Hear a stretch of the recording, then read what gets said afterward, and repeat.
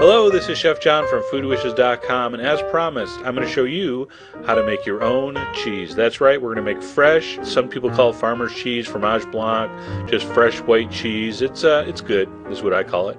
Here we go. We got milk, buttermilk, lemon juice, and salt. The ingredient amounts are crucial, so make sure you go to the site if you're not already there and get the amounts. We're going to pour our milk into a heavy-bottomed saucepan on very low heat.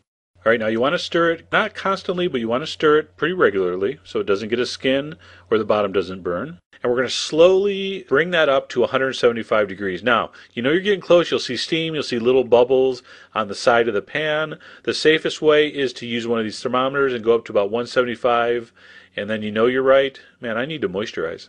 Or you can just go right before it's about to simmer and just guess, which also works pretty much. As soon as you're to temperature, 175, you're going to pour in your buttermilk. You're going to pour in your lemon juice. So we're going to turn off the heat. You're just going to stir it real gently, and the milk is going to curdle. And basically what's going to happen here is going to break down into two things, curds and whey. Curds are the solids that you see there just starting to form, and the whey is that kind of watery liquid that separates away from the curds. Now if this doesn't curdle within like 30 seconds, add another teaspoon of lemon juice. You can also use vinegar, and by then it should really start to separate like that. You're going to let that sit for 10 minutes undisturbed. In the meantime, you're going to put a colander over a stock pot. You're going to take some cheesecloth. That's like the only special equipment you need. I have 4 layers of cheesecloth. All right, I'm going to push it against the sides of the colander. I'm going to take my cheese curds after the 10 minutes and ladle them into that colander wrapped with the cheesecloth. Okay? And the whey is going to drain through, and it will just leave you with the curds.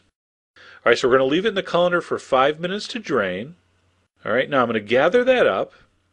I'm going to take a string and just tie off the top, because I'm going to hang this over the stock pot, which is easily done by just tying it onto a wooden spoon, and then just hang it right over your stock pot, and that's going to sit for a half hour, and that is going to drain out.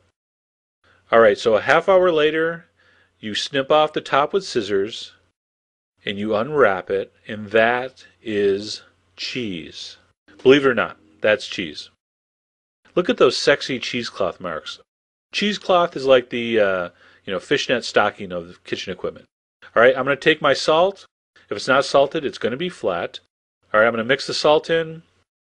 I'm going to put that into my croque du fromage, and I'm going to just leave it like that overnight to kind of develop the flavors, kind of ripen. You can eat it right away fresh if you want, but it's kind of room temperature, and I like it chilled, and I like to have it sit overnight. I like to serve it very simply. I actually just kind of mold it in a little smaller ramekin, turn it out onto a plate. I'm going to put a little bit of olive oil on there just to moisten it, make it a little richer, and some fresh pepper, should have enough salt. And look at that. Just amazingly delicious, fresh tasting. Way more trouble and expense than buying it, but it is fresh, and it's homemade cheese. Come on. All right, so this can be used any way you use cottage cheese or cream cheese or ricotta cheese. I like it fresh best. Some people, cook things with it, but I like just eat it like this on bread, and really, really delicious. Now, come on, you got to give that a try.